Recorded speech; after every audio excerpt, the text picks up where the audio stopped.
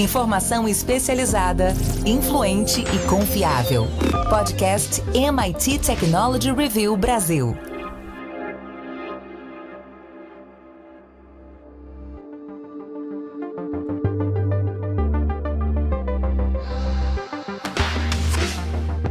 Olá, eu sou André Miceli e esse é mais um podcast da MIT Technology Review Brasil.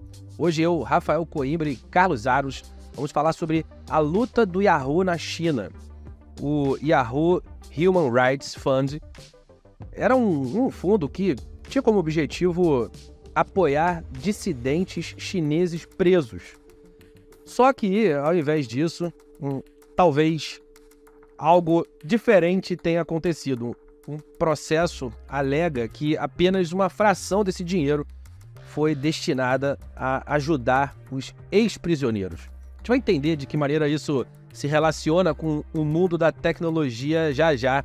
Antes disso, eu quero dizer que esse podcast é um oferecimento do SAIS, líder em Analytics, e também te convidar para entrar para a nossa comunidade lá em www.mittechreview.com.br/assine. Vai lá também ver as promoções de Natal da MIT Technology Review.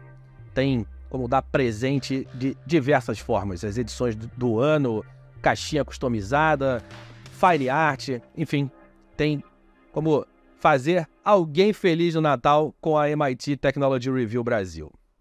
Rafa Coimbra, primeiro, seja muito bem-vindo de novo a essa conversa. Eu quero te perguntar de que forma esse caso da Yahoo na China pode ser exemplo para outras empresas a respeito da importância da ética nos negócios internacionais. Faz uma recapitulação de tudo aquilo que aconteceu e me fala o que o mundo corporativo tem a aprender com essa história. Esse caso, André, ele é emblemático porque a gente está falando de uma empresa que nasceu no século passado, então você que está chegando agora, ouviu mais ou menos falar no Yahoo, mas nunca usou os serviços do Yahoo. Yahoo é lá de 94, surgiu antes do Google. Era uma mistura de Google com Facebook, com um portal de notícias, tudo isso ao mesmo tempo. E aí eles bombaram ali no fim dos anos 90, início dos anos 2000, e como outras empresas norte-americanas, fizeram ali uma tentativa de expansão entre esses países. O Yahoo começou a operar na China ali em 98.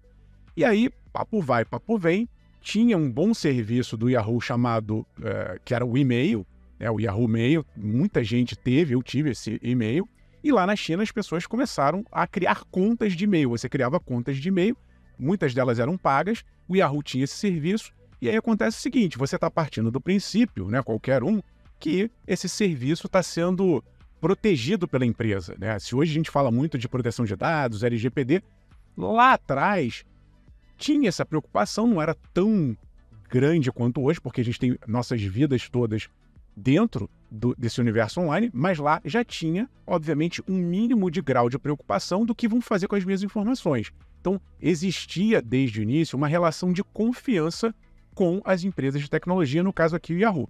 Acontece que a gente sabe, por diversas ocasiões, e isso acontece até hoje, uma ingerência, uma interferência do governo chinês sobre as empresas de tecnologia. Tanto é que várias delas saíram da China, deixaram de operar na China porque havia ali algum grau de interferência que essas empresas não aceitavam esse grau de interferência ou decidiram ou foram expulsas pelo próprio governo, convidadas gentilmente a se retirar ou não tão gentilmente assim. Mas fato é que essas pessoas que tinham e-mails, algumas delas tiveram suas informações vazadas para o governo. Houve ali, no início dos anos 2000, uma pressão do governo para que o Yahoo desse informações sobre dissidentes, pessoas ali que estavam fazendo algum tipo de ativismo político, portanto, contrários ao governo chinês, e o Yahoo cedeu. No momento em que o Yahoo cede as informações dessas pessoas, elas sofreram punições. Algumas delas foram presas. E aí, o que acontece? Yahoo se viu ali numa situação desagrada os meus consumidores, mas não vou sofrer nenhuma sanção do governo, preferiram ceder e dar essas informações para o governo. Acontece que essas pessoas que foram presas, anos mais tarde, processaram o Yahoo. O Yahoo chegou a criar uma espécie de um fundo ali com o propósito de melhorar, proteger os direitos humanos, era algo ali que parecia ser muito bonito, né? O Yahoo Human Rights Fund. Isso foi criado lá em 2008, teve uma grana que foi colocada ali, mas esses presos políticos, esses dissidentes, eles processaram o Yahoo dizendo que esse fundo foi mal administrado, o dinheiro não foi gasto como ele deveria ser gasto, essas pessoas não tiveram nenhum benefício. E mais do que limpar um pouco o que foi os estragos que ocorreram em relação a essas pessoas, eles gostariam que houvesse, de fato, um fundo, que não fosse uma coisa como a gente vê no mercado muitas vezes de ESG, no mercado ambiental, do greenwashing. Pessoas que fazem ações fingindo que estão protegendo o meio ambiente, mas na verdade é só uma propaganda meio superficial, não estão fazendo ações de verdade. Então é um pouco desse contexto que, veja, a gente está falando de quase 20 anos depois, essa história ainda está circulando e a empresa que, por um lado, não protegeu os dados dos seus consumidores, essa é a primeira lição. Os ecos estão reverberando até hoje. E 2, tentou-se fazer uma ação que não foi efetivada da maneira como foi proposta. Então foi uma espécie de tentativa de limpar a imagem da empresa, o que a gente vê não deu certo. Essas duas lições ficam: a confiança do consumidor e uma ação que você deveria fazer e não faz da maneira adequada. Aros, falando das lições, quero te perguntar sobre as lições que a gente pode tirar desse caso, mas especificamente sobre a interseção entre os direitos humanos e a tecnologia. Como as ações de empresas de tecnologia em situações políticas complexas como essa podem afetar essa percepção de responsabilidade social? Bom, primeiro é o ponto de estabelecimento de uma fronteira, não é? Porque essas empresas todas têm acesso a informações e a um volume de dados sobre os dos usuários e sobre os usuários, que faz com que qualquer acesso garantido a essas informações expõe de uma maneira absurda o indivíduo. E é isso que a gente assiste na China em função desse conjunto de regras que existem por lá e da repressão que é imposta pelo governo. A gente relatou, se não me engano, no começo desse ano ou no final do ano passado, episódios de influenciadores que simplesmente desapareceram porque tocaram durante as transmissões ao vivo em temas sensíveis e que só depois percebeu-se que eles tinham se tirados do ar por causa dessas manifestações, de um posicionamento ou contrário ao governo ou, no mínimo, que levasse a algum tipo de reflexão de contrariedade às ações do governo. Então, essas plataformas, elas têm que estabelecer limites para o acesso a essas informações. Óbvio que elas estão sujeitas às legislações e etc., mas isso torna todo o sistema absolutamente frágil. Porque, veja, o Yahoo, no meio desse processo todo, tentou, talvez para criar um fato midiático, cobrir o sol com a peneira e criou esse fundo, estabeleceu uma série de ações, mas papo para inglês ver. Nada efetivo aconteceu e essas ações todas aí que estão sendo movidas dão conta disso, de que toda e qualquer medida foi insuficiente, porque as pessoas foram expostas dentro de um direito de manifestar-se contra algo ou alguém, elas foram expostas, a plataforma entregou de bandeja tudo isso.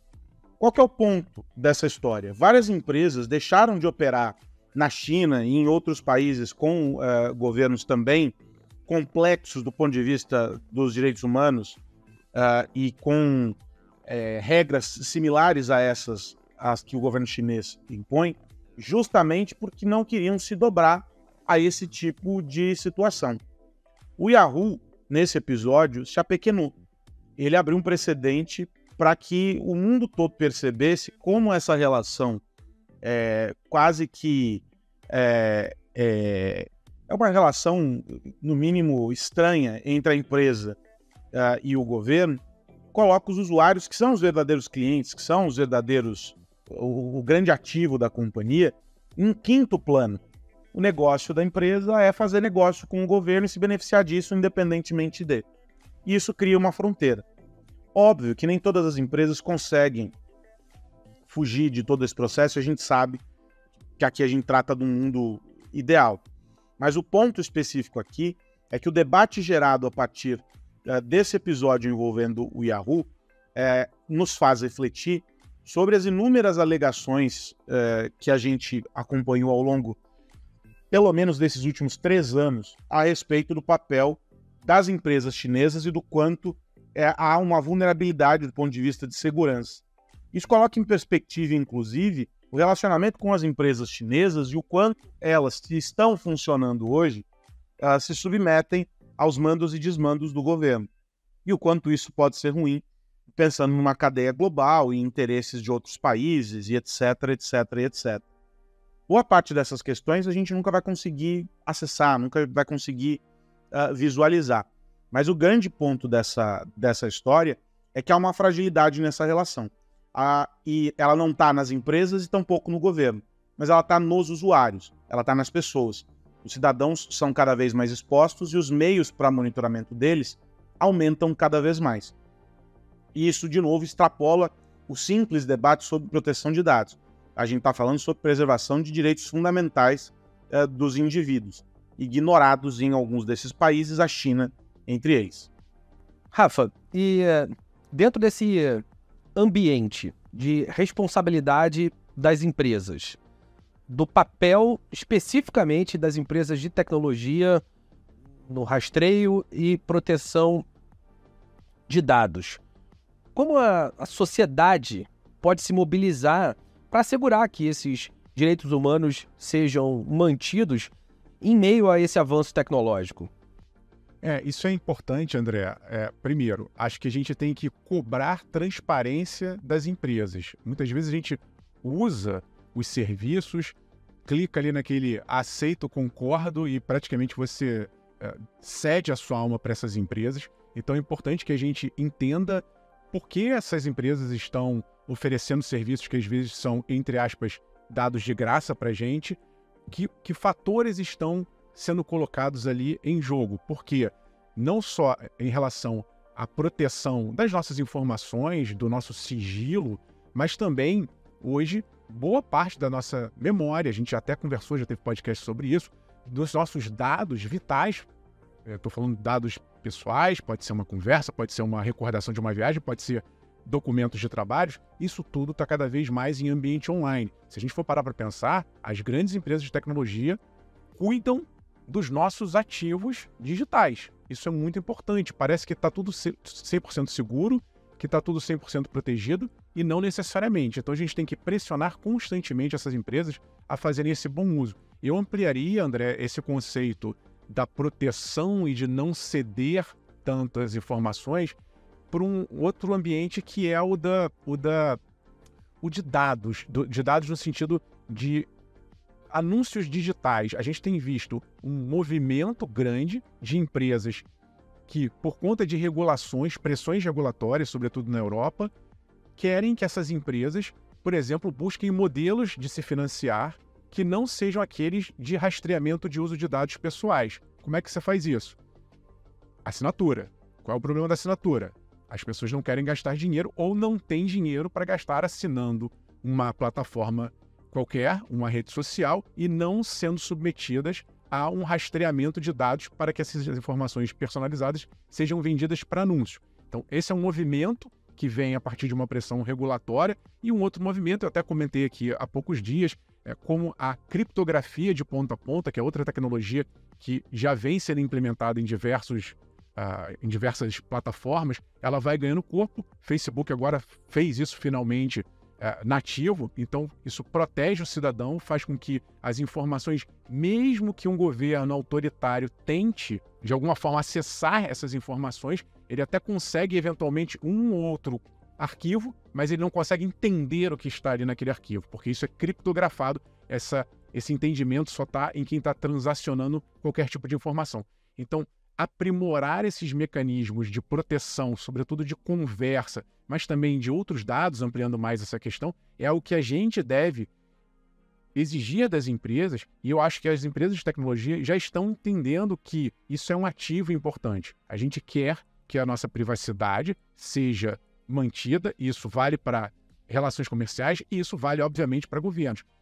Pessoas que estão em países que têm muita restrição, que existe essa interferência do governo, elas muitas vezes não querem, usam ali, às vezes, um VPN para tentar simular uma rede privada virtual na internet, mas no caso da China a gente coloca ali quase que como um caso à parte, porque daria um outro podcast só para a gente discutir China. Eles fizeram quase que um universo paralelo. Tem lá o Weibo, que é como se fosse o Twitter, você tem o WeChat como se fosse o Facebook, o Baidu como se fosse o Google.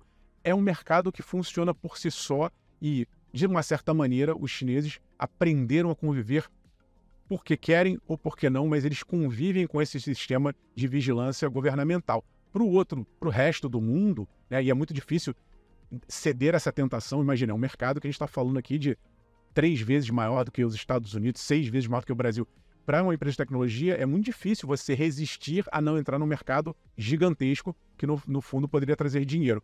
Mas eu acho que também já está claro, ao longo dessas 2, 3 décadas dessas Big Techs, que não vale a pena você, por uma certa ambição numérica de mercado, queimar o filme, para usar uma expressão aqui também do século passado, da época dessas empresas, queimar o filme, vendendo essas informações, cedendo as informações para quem não deveria ter acesso às informações. Se você quer hoje ser uma empresa global e manter a confiança do consumidor, muitas vezes é melhor você ter um mercado menor, mas uma relação mais direta, mais de confiança, mais de privacidade com o seu cliente.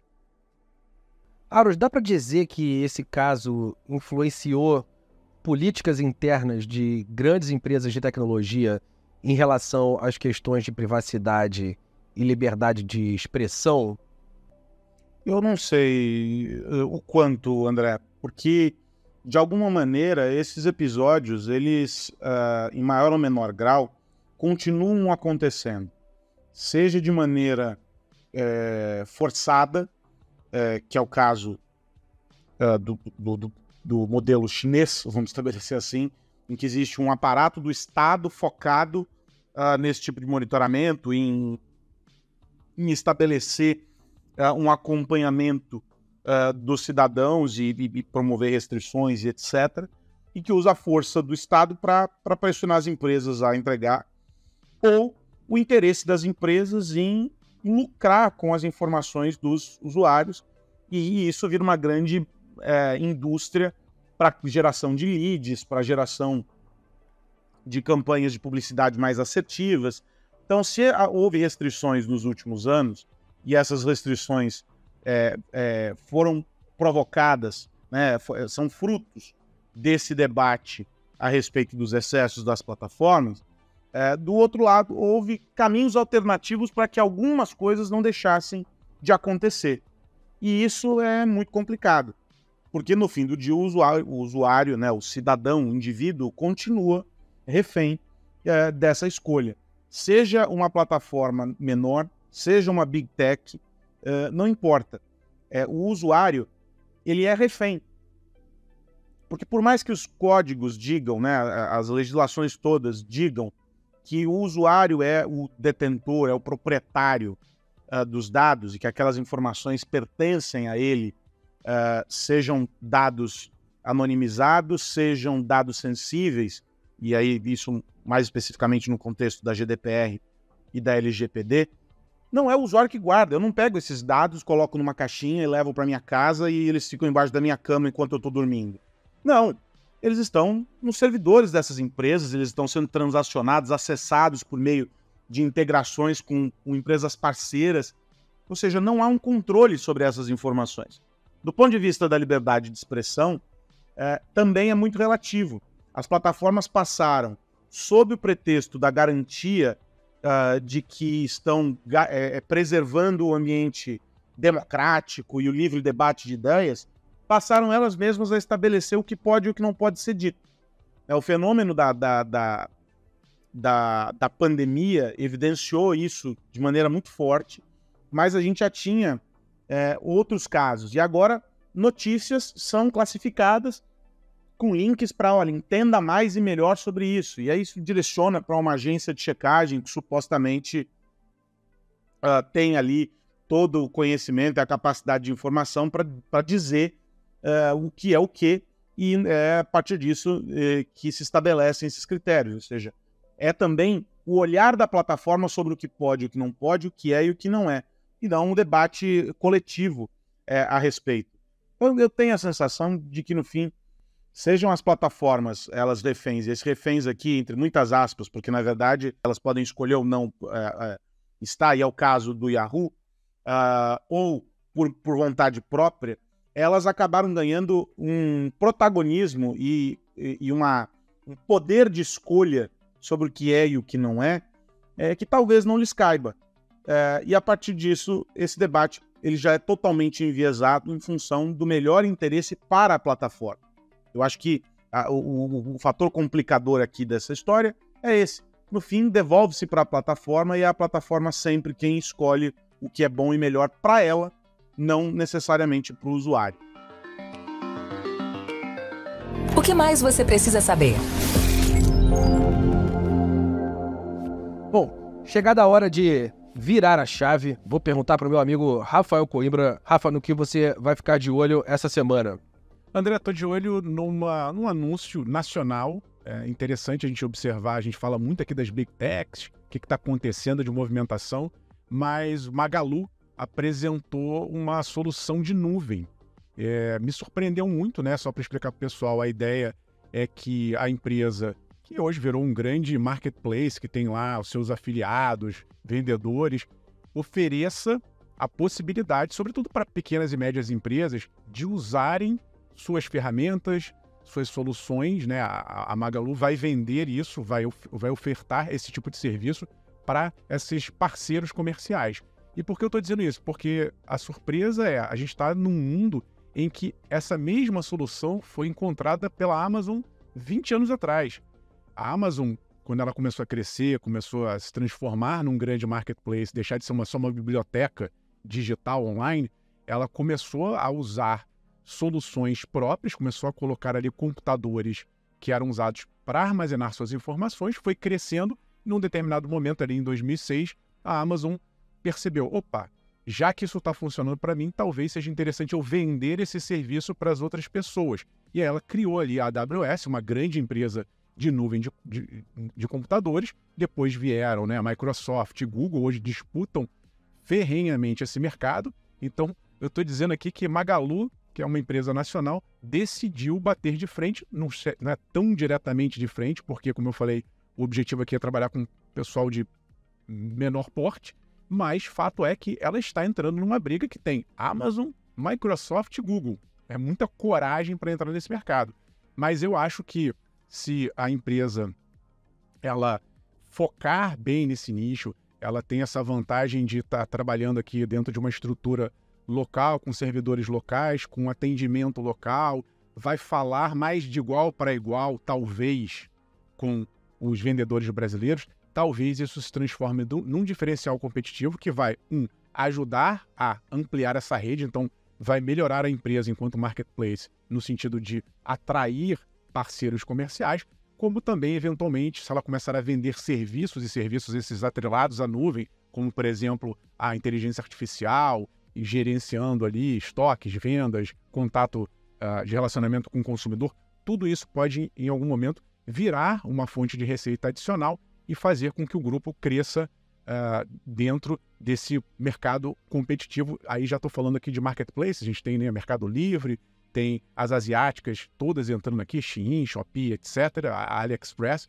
É um mercado que está disputando palmo a palmo ali a confiança, a relação não só com o consumidor, o comprador final, mas também com esses parceiros comerciais. Então, vamos ver, eu estou aqui esperançoso, eu torço, obviamente, para as empresas nacionais, mas vai ser um super desafio enfrentar essas grandes empresas de tecnologia que já estão aí há muito tempo no mercado. E você, Carlos Aros? Acho que dá sequência nessa conversa que a gente teve aqui hoje. A Reuters publicou uma reportagem mostrando que uma investigação que começou em 2022 no Senado dos Estados Unidos mostra que empresas como Apple e Google, e aí nem é preocupante, já que uma é dona do iOS e a outra é do Android, elas repassam informações para governos quando são solicitadas essas informações. E aí, que informações são essas? São as informações, por exemplo, da notificação na tela. Então, uma mensagem de texto, ela é um SMS ou uma mensagem por WhatsApp, ela é enviada e ela está criptografada, mas o pop-up, aquela notificação que abre na tela, pode ser registrada e isso é compartilhado com as autoridades. E eles dizem que o governo tinha uma proibição sobre isso, mas elas afirmam que esses dados são sim possíveis de serem compartilhados e que eles são compartilhados. E aí isso gera uma preocupação. O que o Senado dos Estados Unidos está tentando entender é que tipo de informação pode ser acessada, e agora eles estão mergulhando nessas explicações que Apple e Google ofereceram para entender, a partir desse relatório de transparência aí que foi oferecido, o que é informação compartilhada, o que pode ser e que nível de acesso se tem, e em que condições isso é compartilhado. A Reuters diz na reportagem que o governo dos Estados Unidos está entre os que solicitam dados sobre notificações enviadas pelo celular. A Reuters não consegue dizer quais outros países pedem essas informações. É interessante, falávamos da China há pouco, e aqui a visão sobre os Estados Unidos. E aí, no fim do dia, o que parece é que ninguém está a salvo. Não importa se num regime democrático ou não, mas as empresas estão sempre no meio do caminho, e me parece que é porque elas sabem demais. Bom, meus amigos, antes da gente ir, eu quero lembrar que esse podcast é um oferecimento do SAIS. Rafa Coimbra, até a semana que vem. Um abraço, André Aros, e a todos que nos ouvem. Só para lembrar, André, já começaram as inscrições do Innovative Workplaces Brasil 2024. Sei que ainda estamos aí no finzinho de 2023, mas se você está pensando em inovar, quer saber, quer se entender enquanto negócio, saber se você está no rumo certo da inovação, chegou a hora de você fazer parte dessa comunidade, desse prêmio, desse diagnóstico, se você está dentro dos inovadores ou não. É só dar um pulo no nosso site, as inscrições já estão abertas. Até semana que vem. Carlos Aros, até a semana que vem. Até a semana que vem, André Miceli. Um abraço para você, para o Rafa e para quem nos acompanha. É isso, semana que vem tem mais podcast da MIT Technology Review Brasil, para a gente falar sobre tecnologia, negócios e sociedade. A gente se encontra por aqui. Tchau, tchau. Você ouviu o podcast MIT Technology Review Brasil, apresentado por Tech Institute.